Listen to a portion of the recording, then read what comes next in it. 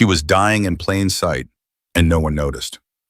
At the glittering Ashford masquerade ball, Abigail Howell stood among hundreds of guests, laughing, dancing, celebrating, while her corset cut into her ribs like a knife. Each breath was agony. Each heartbeat sent pain radiating through her chest. Her cruel cousin had laced it vengefully tight that evening, a punishment disguised as preparation. And Abigail endured it in silence, as she endured everything else: the cruelty, the servitude, the slow erasure of who she used to be. She was invisible, forgotten, a widow reduced to a ghost in her own family's home, until a masked stranger stepped beside her. His voice was low, dangerous, edged with command. "Your corset is hurting you." Abigail's heart stopped, not from the pain, but from the impossibility of those words. How could he know? How could he see what everyone else ignored?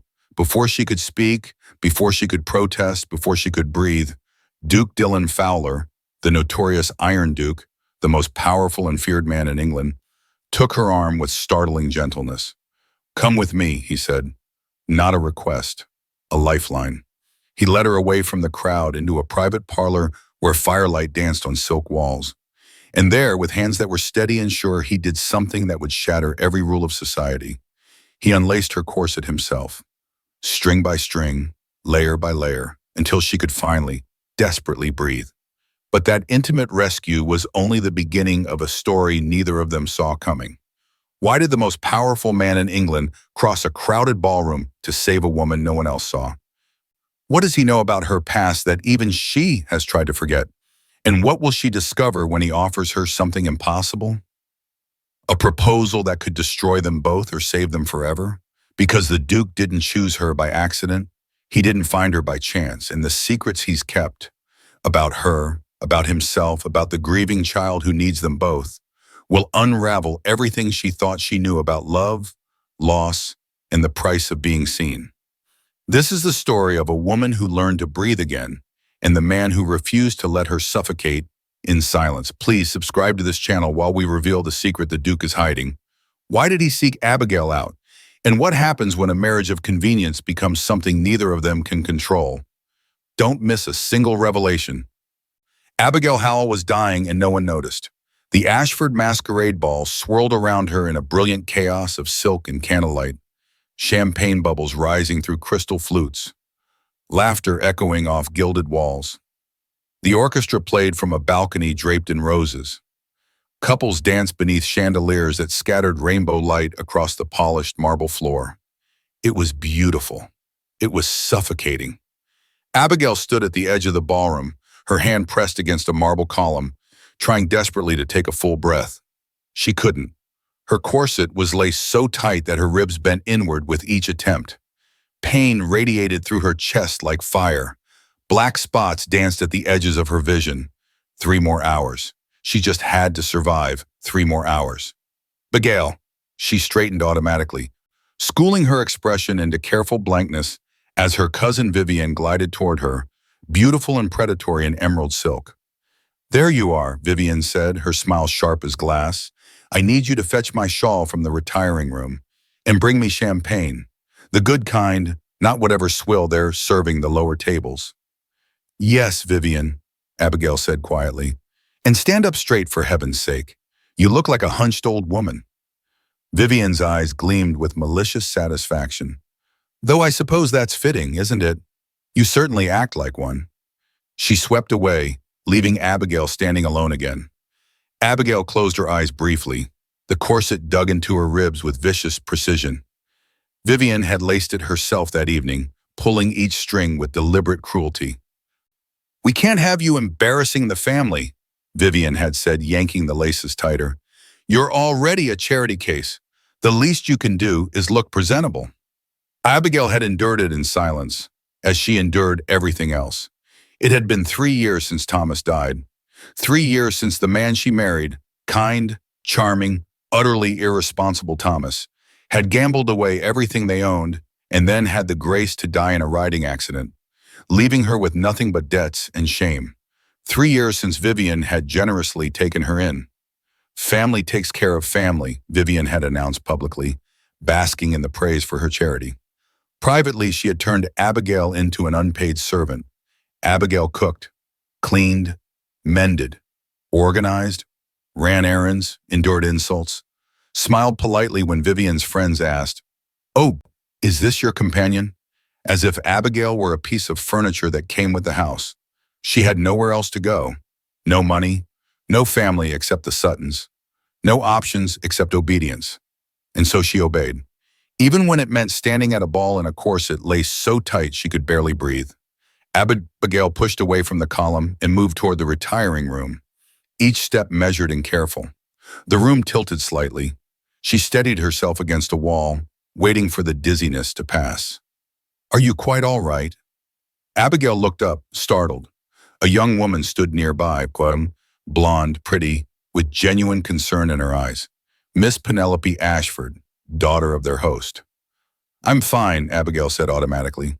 "Thank you." "You don't look fine," Penelope said gently. "You're very pale.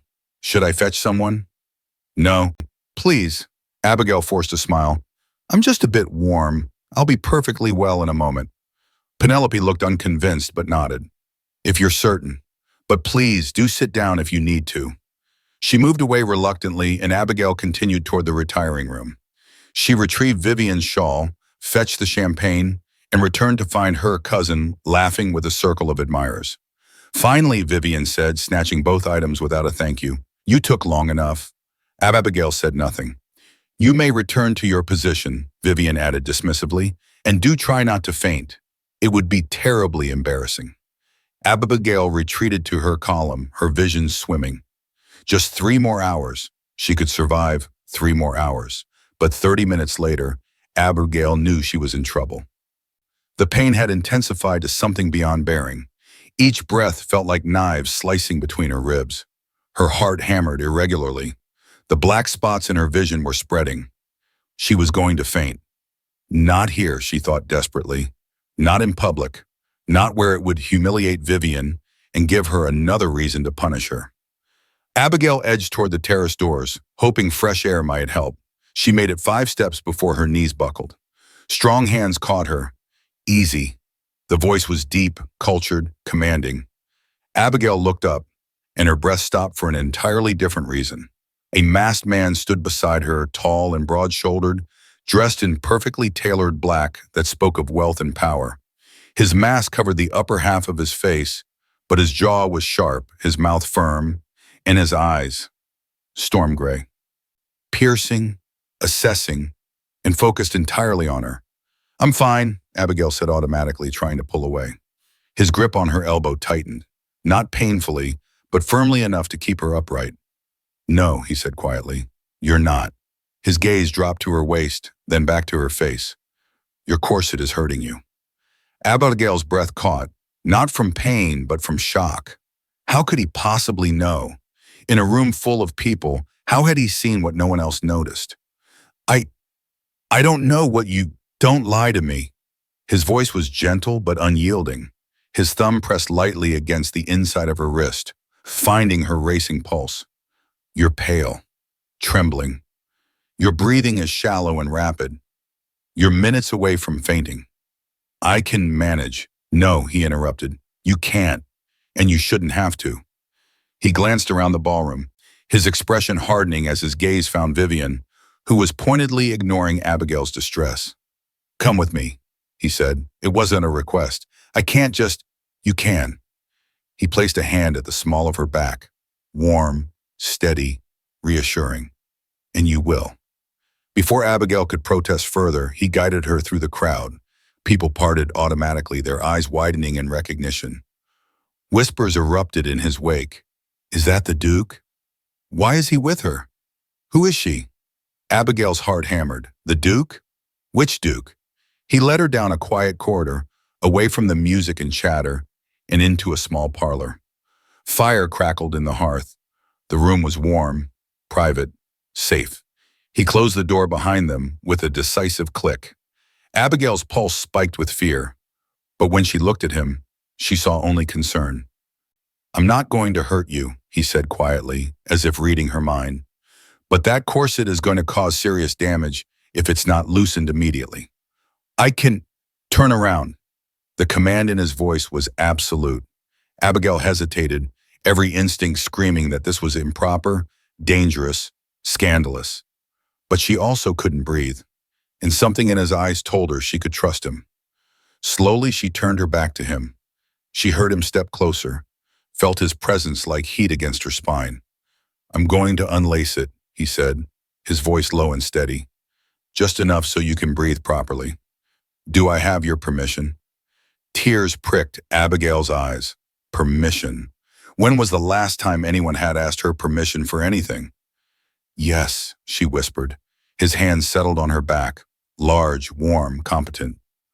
She felt him find the first knot, his fingers working it loose with patient precision.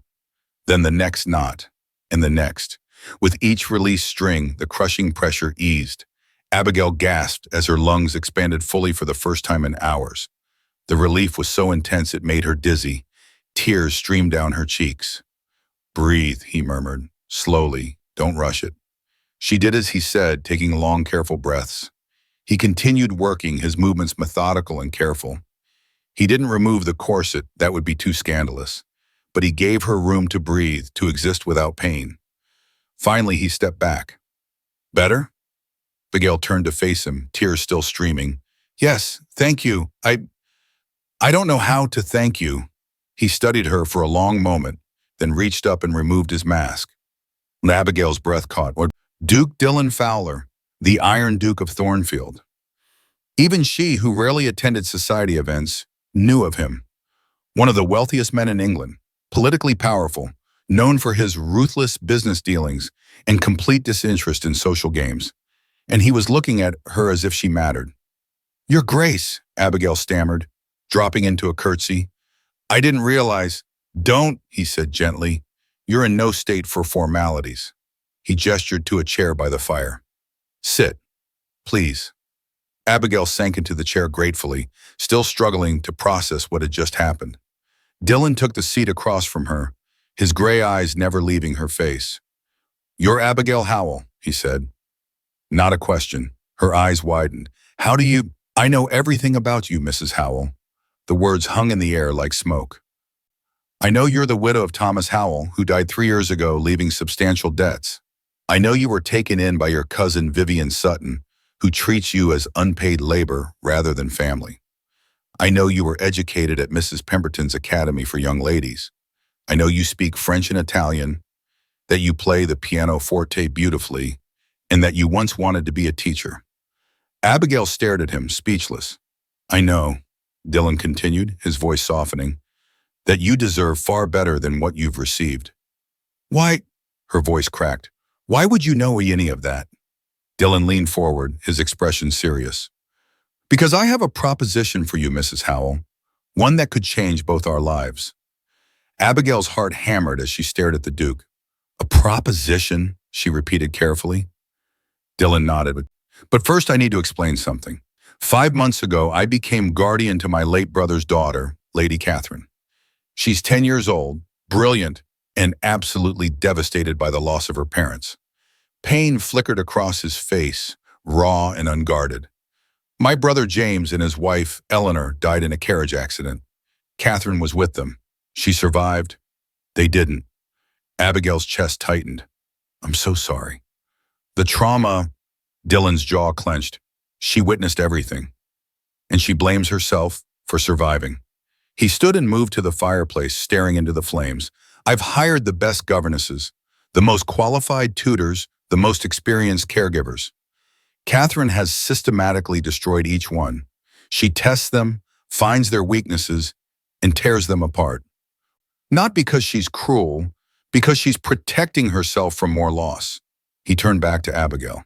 She needs someone who understands grief, someone with patience, compassion, and genuine care, someone who won't break when she pushes back, someone who's already survived her own hell and came out still capable of hope. His gray eyes met hers. I need you, Mrs. Howell, and I believe you need me. Abigail's mouth went dry. What exactly are you proposing? Marriage. The word hung between them like a thunderclap. A practical arrangement, Dillon continued. A partnership. I need a wife to provide stability for Catherine and manage my household. You need security, freedom from your cousin's cruelty, in a position of respect." He paused, watching her carefully. "I'm not proposing romance, Mrs. Howell. I'm proposing mutual survival. You save Catherine. I save you. We build something functional, if not passionate." Abigail's mind reeled. This was impossible, absurd, a fairy tale. And yet, "What would you expect from me?" she asked quietly. "Care for Catherine. Help her heal. Run Thornfield House as you see fit. Be my partner in managing estate affairs. In return, you'll have complete financial security, social position as a duchess, and full authority over household and family matters. You'll be my equal, not my subordinate." "And you?" Abigail asked. "What do you gain beyond a mother figure for Catherine?" Dylan's expression softened. "Peace, Mrs. Howell. A home instead of a mausoleum. Someone I can trust with the people I love. Someone who understands that family is built, not given." Abigail studied him. He was serious. Completely, utterly serious. "This is insane," she whispered. "Yes," Dylan agreed, "but so is slowly suffocating in your cousin's house while the world pretends not to notice." He had a point. "I need time to think," Abigail said. "Of course, but there's one condition." "What?" "Meet Catherine before you decide. Tomorrow. If she rejects you as she has everyone else, the arrangement won't work regardless of what we want. But if she accepts you," he trailed off meaningfully. Abigail took a shaky breath. "You're asking me to stake everything on a child's approval." "I'm asking you to prove you're the woman I believe you to be," Dylan corrected gently. "Strong enough to face a wounded child and not flinch. Honest enough to admit if it won't work. Brave enough to try, despite the risks." He offered his hand. "What do you say, Mrs. Howell?" Abigail looked at his hand, strong, steady, offering escape from a life of slow death. She thought of Vivian's cruelty, of years of servitude stretching endlessly ahead, of dying by inches in a house where no one saw her. Then she thought of a child who'd lost everything, a child who needed someone who understood loss, a child who was testing everyone because she was terrified of being hurt again. Abigail knew that child. She'd been that child once. Slowly, she placed her hand in his. "I'll meet Catherine," she said, "but I make no promises beyond that." Dylan's rare smile transformed his face. "That's all I ask." He escorted her back to the ballroom, where Vivian immediately swooped in with accusatory eyes. "Where have you been? I've been looking everywhere for you." "Mrs. Howell was feeling unwell," Dylan said smoothly before Abigail could speak. "I was ensuring she received appropriate care." Vivian's eyes widened as she finally recognized who was speaking. She dropped into a flustered curtsy. "Your Grace, I had no idea. Mrs. Howell will be visiting Thornfield House tomorrow afternoon," Dylan continued, his voice carrying enough authority to silence any protest. "I'll send a carriage for her at 2 o'clock. I trust that won't be a problem." It was phrased as a question, but they all knew it was a command. "Of course not, Your Grace," Vivian stammered. "We would be honored." "Excellent." Dylan turned to Abigail, his expression softening. "Until tomorrow, Mrs. Howell." He bowed formally and walked away. Vivian immediately rounded on Abigail, her eyes blazing with questions and jealousy. But for the first time in 3 years, Abigail didn't care what her cousin thought, because tomorrow, everything might change. The carriage arrived at precisely 2 o'clock. Vivian had spent the morning interrogating Abigail relentlessly. "What does the Duke want with you? Why would he send for you? What did you say to him?" "He's considering me for a position," Abigail had said carefully, using the excuse Dylan had suggested. "Governess to his ward." "Governess?" Vivian's eyes had narrowed with suspicion and something uglier, hope that Abigail might finally leave. "What makes you qualified for that?" "My education, my experience managing a household." "Experience being a servant, you mean?" Vivian had said spitefully. But she couldn't argue with the Duke's summons. A connection to Thornfield, even through Abigail, could benefit the Suttons socially. Now, as the carriage rolled through the imposing gates of Thornfield House, Abigail's heart hammered with nervous anticipation. The estate was magnificent, but somehow melancholy. Ancient trees lined the drive. The manor house itself was grand but somber, as if the stones themselves mourned. Dylan met her at the entrance, dressed more casually than last night, but no less commanding. "Mrs. Howell, thank you for coming. Your Grace." "Dylan," he corrected gently. "If we're going to be partners, we should use our given names." "Dylan," Abigail repeated, testing the intimacy of it. "And you should call me Abigail." "Abigail." The way he said her name made something flutter in her chest. He offered his arm and escorted her inside. The interior was beautiful but cold. Expensive furniture arranged with precision but no warmth. Portraits of stern ancestors watching from the walls. "Catherine is in the library," Dylan said as they walked. "I should warn you. She knows you're coming, and she's prepared." "Prepared?" "To test you." Dylan's expression was serious. "She'll try to break you, Abigail. Not because she's cruel, but because she's terrified. If she can make you leave, she won't have to risk caring about you and losing you too." "What did she do to the others?" Abigail asked. The first governess she ignored completely. Wouldn't speak, wouldn't respond, acted as if the woman didn't exist. The governess left after 3 days, in tears. The second, she questioned relentlessly about death and grief until the woman had a breakdown. The third, she was accused of trying to replace her mother and became so hysterical the doctor had to be called. Dylan stopped outside a heavy oak door. "She'll try something with you too. And whatever it is, it will be designed to hurt. Can you handle that?" Abigail thought of 3 years with Vivian, 3 years of cruelty disguised as charity, of systematic humiliation, of being slowly erased. She'd survive that. She could survive a wounded child's defenses. "I can handle it," she said firmly. Dylan studied her, then nodded. "I'll be right outside if you need me, but I think you should face her alone." He opened the door. The library was enormous. Floor-to-ceiling shelves packed with books, tall windows overlooking the gardens, a fire crackling in the hearth. And there, sitting in a window seat with a book, was Lady Catherine. She looked exactly as Dylan had described, small for her age, with dark hair and intelligent eyes that held far too much pain for a child. She was beautiful in the way wounded things are beautiful, delicate but somehow fierce. She looked up as Abigail entered, and those eyes assessed her with unnerving precision. "You're the new one," Catherine said. Not a question, a statement laced with disdain. "I'm Abigail Howell," Abigail said, stepping into the room but maintaining distance. "Your uncle invited me to meet you." "He invites lots of people to meet me," Catherine said flatly. "They all leave eventually." "Most people do leave eventually," Abigail agreed. "That's the nature of life, but leaving doesn't always mean abandonment." Catherine's eyes sharpened. "What's that supposed to mean?" "It means people leave for many reasons. Death, distance, change, but that doesn't erase what they meant to you while they were here." "You're trying to sound wise," Catherine said, her voice cutting.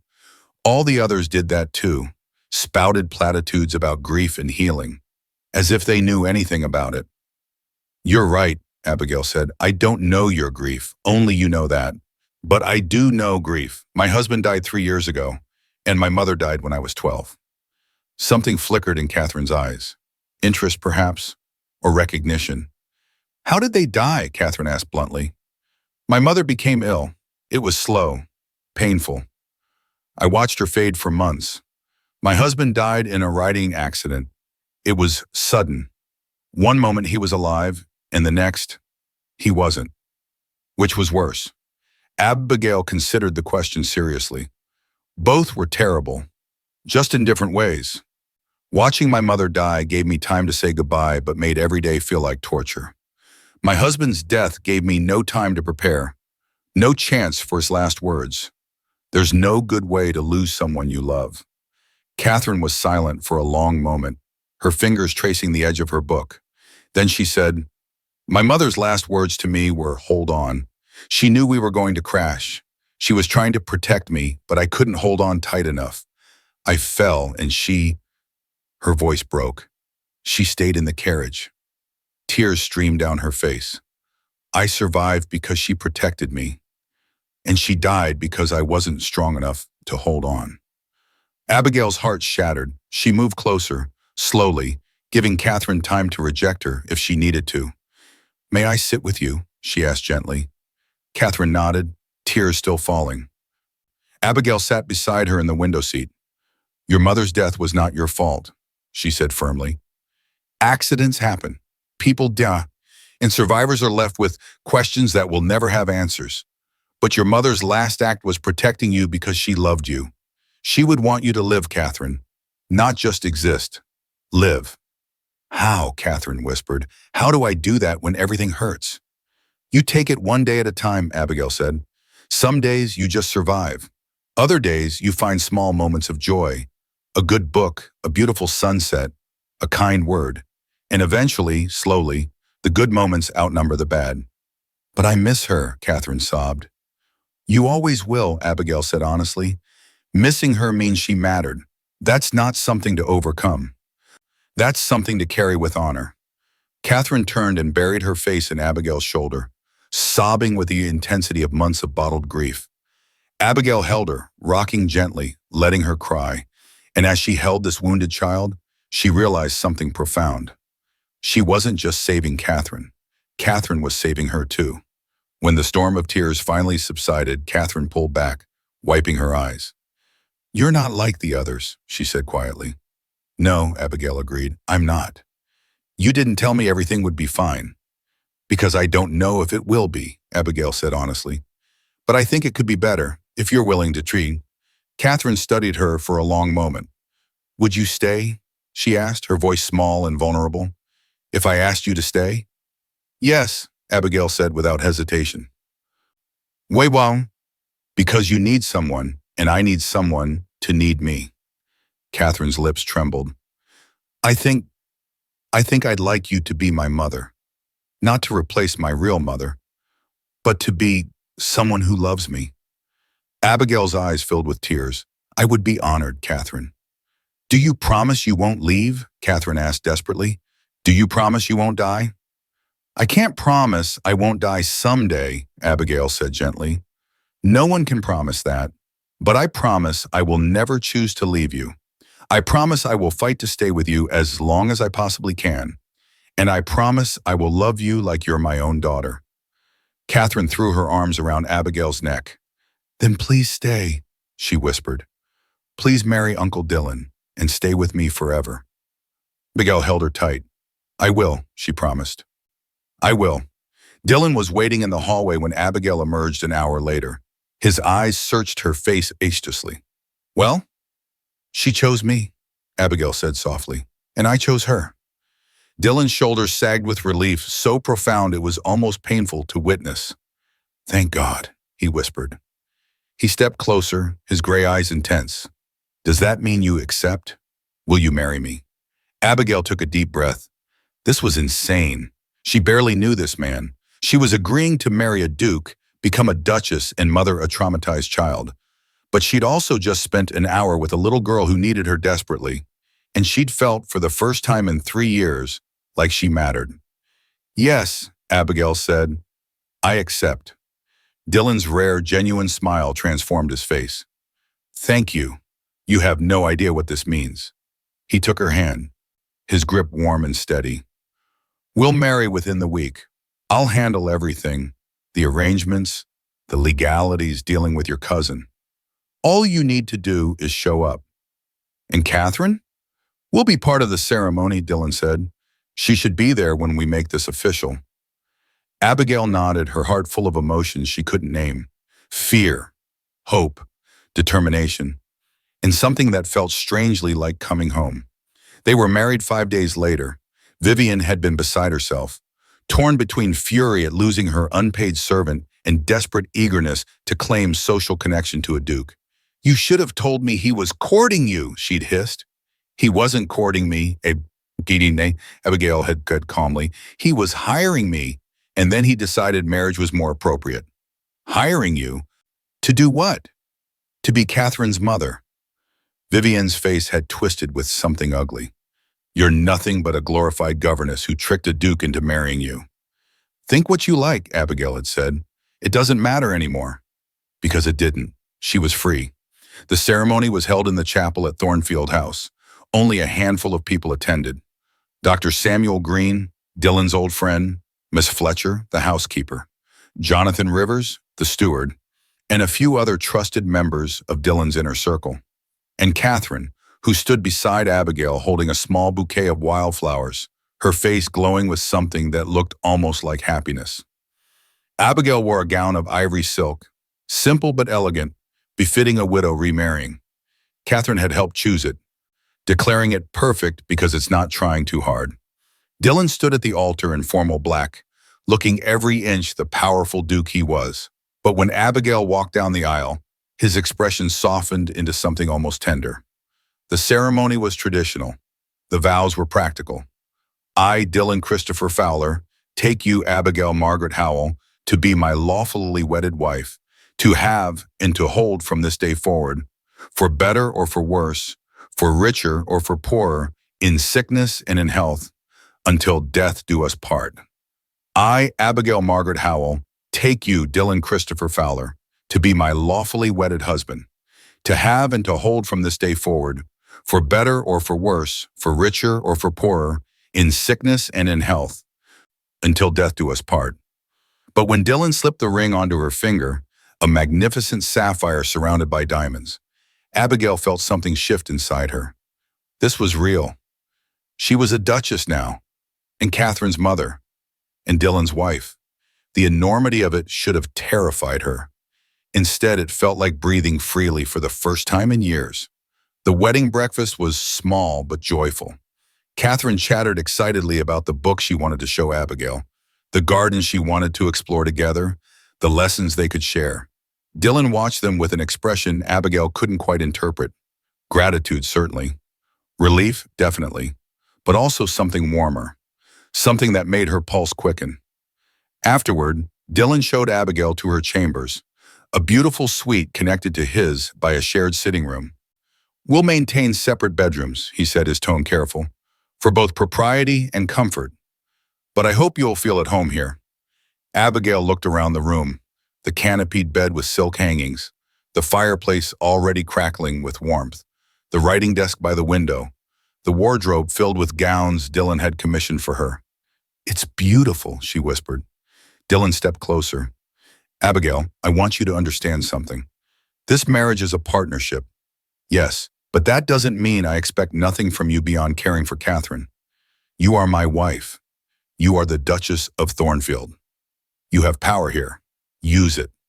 I don't know how to be a duchess, Abigail admitted. Then we'll figure it out together, Dylan said. Mrs. Fletcher will help you learn the household routines. Jonathan can teach you about the estate. And he hesitated. I can teach you everything else. There was something in his eyes that made Abigail's breath catch. Not desire, not yet, but possibility. Thank you, she said softly, for seeing me, for choosing me. Dylan reached out and gently tucked a strand of hair behind her ear. Thank you for saying yes. He left her then, closing the door quietly behind him, and Abigail sank onto the bed, overwhelmed by everything that had just happened. 5 days ago, she'd been suffocating at a ball, invisible and dying by inches. Now she was a duchess, a mother, and possibly eventually something more. The transformation happened gradually, like dawn breaking. Abigail threw herself into her new life with determination born of desperation and hope. She spent hours with Catherine, reading, talking, teaching, listening. She learned the rhythm of the child's moods, when to push and when to give space, when to offer comfort and when to offer challenge. Catherine bloomed under her care like a flower finally given water. The nightmares lessened. The defensive walls came down piece by piece. The brilliant, curious, funny child beneath the grief began to emerge. They established routines. Morning tea together in the breakfast room, where Catherine would share her dreams from the night before. Afternoon lessons in mathematics, literature, and science. Evening walks in the gardens, where they would talk about everything and nothing. Abigail also transformed Thornfield House itself. Under Mrs. Fletcher's guidance, she learned to manage the household with efficiency and warmth. She filled the cold rooms with flowers, music, and laughter. She reorganized the kitchens so meals were less formal and more familial. She opened the curtains, letting light flood rooms that had been dark for too long. And gradually, imperceptibly, Dylan began to soften.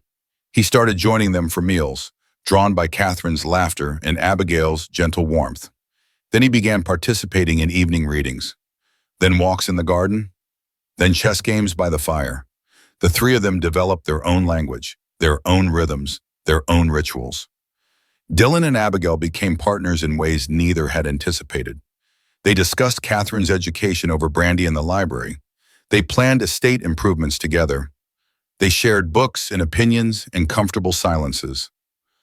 One evening, 6 weeks into the marriage, Abigail found Dylan in his study, surrounded by paperwork. "You're working too late," she said gently from the doorway. He looked up, surprised. "I didn't hear you come in." "You were concentrating." She moved into the room. "What are you working on?" "Correspondence, estate business, the usual tedium." Abigail came around the desk and looked at the papers. "May I help?" Dylan blinked. "You want to help with estate correspondence?" "I want to help with whatever needs doing," Abigail said. "I'm your partner, remember? That means sharing burdens." Dylan studied her for a long moment, then smiled, one of his rare, genuine smiles that transformed his face. "All right, here." He pulled out a chair beside his. "These letters need responses. They're from tenants requesting various improvements and repairs. I need to prioritize which are most urgent." They worked together for hours. Dylan explaining the context of each letter, Abigail offering insights from her own experience managing a household on limited resources. "You're good at this," Dylan said finally, setting down his pen. "At what?" "Seeing what matters. You don't get distracted by dramatic requests. You focus on genuine need." Abigail felt warmth spread through her chest. "Thank you." Dylan turned in his chair to face her fully. "I need to tell you something." "What?" "When I proposed, I told you this marriage would be practical. A partnership, not a romance." Abigail's heart hammered. "I remember." "I was wrong," Dylan said quietly. "Or perhaps I was lying to myself. Because somewhere in the last 6 weeks, this has become more than practical." He reached out and took her hand. "I'm falling in love with you, Abigail, with your strength, your kindness, your ability to find joy in small things, with the way you love Catherine so fiercely, with the way you've transformed this mausoleum into a home." Abigail's breath stopped. "I don't expect you to feel the same," Dylan continued. "You didn't sign up for romance, but I wanted you to know. I wanted to be honest." Abigail looked at their joined hands, then back at his face. "I think," she said softly, "I've been falling in love with you too. I just didn't know if I was allowed to." Dylan's eyes blazed. "Allowed?" "This marriage was supposed to be practical," Abigail said. I didn't know if you'd want." Dylan kissed her. It was gentle, reverent, full of promise and possibility. When he pulled back, both of them were breathless. "I want everything," Dylan whispered. "If you'll have me." Abigail smiled through tears. "Yes, I'll have you." But just as their new happiness began to take root, catastrophe struck. 3 weeks later, Catherine fell ill. It started innocuously. A cough, a slight fever, nothing alarming. But within hours it spiraled. Abigail woke in the night to Catherine screaming. She rushed to the child's room to find her burning with fever, delirious, struggling to breathe. "Dylan!" Abigail shouted, and he appeared moments later. One look at Catherine and his face went white. "Get Dr. Green," he said, "now." Jonathan was dispatched immediately, riding through the night to fetch the doctor. Dr. Samuel Green arrived within the hour, grim-faced and efficient. He examined Catherine thoroughly while Dylan and Abigail hovered, terrified. Finally, he stood. "Pneumonia, severe. The infection is in both lungs." Abigail's world tilted. "Will she?" Her voice broke. "Will she survive?" "I don't know," Dr. Green said honestly. "The next 72 hours are critical. If the fever breaks, she has a chance. If it doesn't..." He trailed off meaningfully. Dylan's hands clenched into fists. "What can we do?" Abigail asked desperately. "Keep her cool, force fluids, watch her constantly, and pray." Dr. Green left medicines and instructions, then departed to see other patients, promising to return the next day. Abigail didn't leave Catherine's side. She bathed the child with cool cloths when the fever spiked, She held her during coughing fits that sounded like tearing cloth. She whispered stories and songs and desperate prayers. Dylan hovered nearby, helpless and terrified. On the second night, as Catherine thrashed in fevered delirium, he grabbed Abigail's arm. "If she dies," his voice cracked. "If I lose her too." "She won't die," Abigail said fiercely, though her own heart was breaking. "I won't let her." "You can't control this."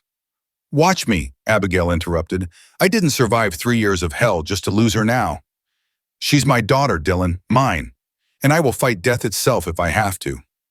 Dylan stared at her, then pulled her into his arms. They held each other while Catherine burned with fever beside them. The third night was the worst. Catherine's fever spiked to dangerous levels. Her breathing became labored, rattling. She slipped in and out of consciousness, calling for her mother, her father, begging them not to leave her. Abigail held her through it all, soaked in sweat and tears, refusing to let go. "Stay with me, Catherine," she whispered. "Please stay with me. I can't lose you. You're my daughter now. You're my light. Please don't leave me alone in the dark." Dylan sat on the other side of the bed, holding Catherine's other hand, his face streaked with silent tears.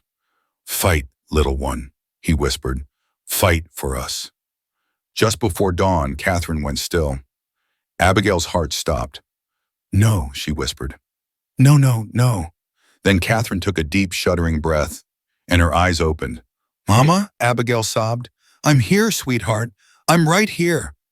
Catherine's fever had broken. She was weak, exhausted, but alive. Dr. Green arrived an hour later and confirmed it. "She's past the crisis. She'll need weeks to recover fully, but she's going to survive." Abigail collapsed in the chair beside the bed, every bit of strength draining out of her.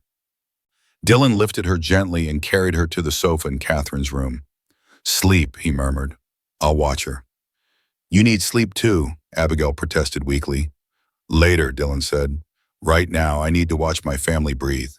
And as Abigail drifted into exhausted sleep, she heard him whisper, "Thank you for fighting for her, for loving her, for saving all of us." Catherine recovered slowly over the next 3 weeks. During that time, Dylan and Abigail's relationship deepened into something profound and unshakable. They'd faced potential loss together. They'd fought for Catherine together. They'd held each other through terror and emerged stronger. One evening as Catherine napped and they sat together in the library, Dylan took Abigail's hand. "I need to tell you something," he said. "Something I should have told you before we married." Abigail's heart clenched with fear. "What is it?" Dylan took a deep breath. "When I said I researched you before proposing, I didn't tell you everything I discovered." "What do you mean?" "Your father," Dylan said carefully, "Thomas Howell, wasn't your biological father." Abigail froze. "What?" "Your mother had an affair before she married Thomas. You're illegitimate, Abigail. Your biological father was Lord Richard Ashworth, the Earl of Greymore." The name hit her like a physical blow. "Greymore," she whispered. "But he was executed for treason 15 years ago," Dylan finished. "Yes, he was accused of plotting against the crown. The scandal destroyed his family, and your mother kept the secret to protect you." Abigail felt like the world was tilting. "How do you know this?" "Because my father was instrumental in bringing charges against Greymore," Dylan said, his voice heavy with old pain. "My father hated Greymore for personal reasons that had nothing to do with loyalty or treason. He manufactured evidence, bribed witnesses, and destroyed an innocent man." Tears streamed down Abigail's face. "Your father killed mine?" "Yes," Dylan said. "And I didn't know until after my father died. I found letters, documents, proof of what he'd done. By then it was too late to make it right." "So you married me as what? Atonement?" Abigail demanded, pulling her hand away. "You felt guilty?" "No," Dylan said fiercely. He grabbed her shoulders, forcing her to look at him. "I chose you because you are extraordinary, because you survived impossible circumstances with grace. Because watching you endure taught me what real strength looks like. The connection to Greymore made me notice you, yes, but it's not why I chose you. You're not a penance, Abigail. You're the best thing that's ever happened to me.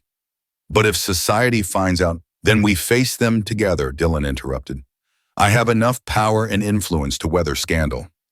And you've already survived worse than anything society can throw at us. Abigail stared at him, processing everything.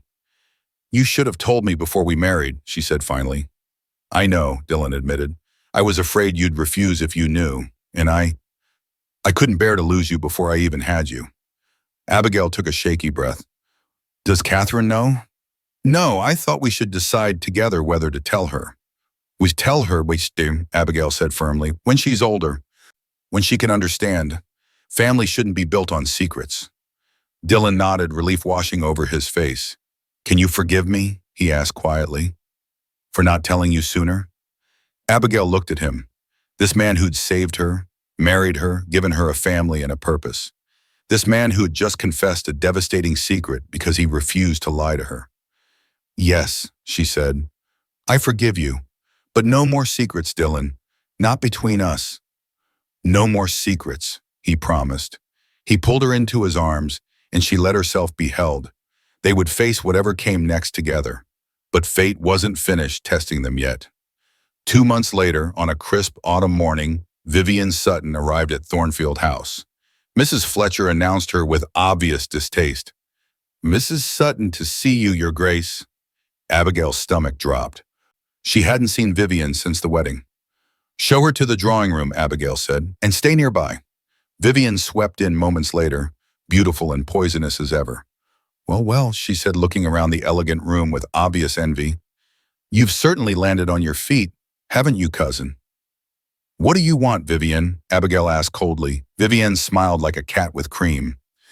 I've discovered something interesting about you, Abigail. Something I don't think the Duke knows. Abigail's blood ran cold. What are you talking about? I hired an investigator, Vivian said, pulling a folder from her bag, to look into your past. And imagine my surprise when I discovered you're not who you claim to be. She opened the folder and pulled out documents. Lord Richard Ashworth, Earl of Greymore, executed traitor, and your real father. Vivian's smile widened. You're the illegitimate bastard of a criminal, Abigail. And when society finds out, the Duke's reputation will be destroyed. Abigail felt ice in her veins. What do you want? £2,000, Vivian said. Pay me and I'll keep your secret. Refuse and I'll sell this story to every gossip in London. Abigail stood, drawing herself up to her full height. No, Vivian blinked. What? I said no, Abigail repeated. The Duke already knows everything about my parentage. I won't pay you a penny to keep a secret that isn't a secret. Vivian's face twisted with fury. You're lying. If he knew, he never would have married you. He married me precisely because he knew, Abigail interrupted, and he doesn't care what society thinks. The drawing room door opened. Dylan walked in, followed by Jonathan Rivers and Dr. Green. Mrs. Sutton, Dylan said coldly, how unfortunate to see you attempting blackmail in my home. Vivian went pale. Jonathan has compiled an interesting file on your activities, Dylan continued. It seems you've been embezzling funds from charity organizations, forging documents, and engaging in fraud that could see you imprisoned. He moved closer, his expression deadly. So here's what's going to happen. You're going to leave this house. You're going to destroy any documents you have about my wife. And you're going to never, ever contact her again. If you do, if you breathe one word of scandal about her, I will have you prosecuted to the fullest extent of the law. Do you understand? Vivian's face was white with terror. You can't. I can, Dylan said softly. I'm the Duke of Thornfield. I have more power and influence than you can possibly imagine, and I will use every bit of it to protect my family. He gestured to the door. Get out. Vivian fled. When the door closed behind her, Abigail sank into a chair, trembling. Dylan knelt in front of her. Are you all right? You knew she would come, Abigail realized. I suspected, Dylan admitted. That's why I had Jonathan investigate her. I wasn't going to let her hurt you. Abigail cupped his face in her hands. Thank you. You're my wife, Dylan said simply. Protecting you isn't optional. It's essential. But the threat wasn't over. Despite Dylan's warnings, Vivian had already planted seeds of gossip before arriving at Thornfield. Within days, rumors began circulating through London society about Abigail's parentage. The invitations slowed. The whispers grew louder. Lady Beatrice Hartford, the grande dame of society, sent a terse note. A woman of questionable parentage cannot be received in polite company. Dylan was furious. Abigail was devastated. And then Catherine, who'd been quietly listening to everything, made an announcement. "We should go to the Thorndale ball," she said. Dylan and Abigail stared at her. "Absolutely not," Dylan said. "It would be walking into a den of vipers." "Exactly," Catherine said, "which is why we should do it. If we hide, they win. But if we go, if we face them together as a family, we show them we're not ashamed." Abigail's heart swelled with pride. "She's right," Abigail said quietly. Dylan looked between his wife and his ward, then sighed. "You're both mad." "Probably," Abigail agreed. "But we're also right. The Thorndale Ball was the event of the season. Everyone who mattered in London society attended, and when the Duke of Thornfield arrived with his wife and ward, the ballroom fell into shocked silence. Abigail wore a gown of midnight blue silk with diamonds at her throat. Not borrowed this time, but hers. She held her head high, Dylan's hand firm on one arm, Catherine's on the other. They walked into that ballroom like they owned it, because they did. Whispers erupted. People stared. But Dylan didn't falter. He led Abigail to the center of the room and turned to face the crowd. "I'm aware," he said, his voice carrying across the silent space, "that there have been rumors about my wife's parentage." The room held its breath. "Those rumors are so true," Dylan continued. "Abigail is the daughter of Lord Richard Ashworth, Earl of Greymore, a man who was wrongly convicted of treason by my father through manufactured evidence and false testimony." Gasps rippled through the crowd. "My father was a cruel, vindictive man who destroyed an innocent person out of petty jealousy," Dylan said, "and I will spend the rest of my life making amends for his sins, starting with honoring the daughter he tried to erase." He looked at Abigail, his expression softening. "My wife is the strongest, most compassionate, most extraordinary woman I've ever known. She survived circumstances that would have broken lesser people. She saved my niece from drowning in grief.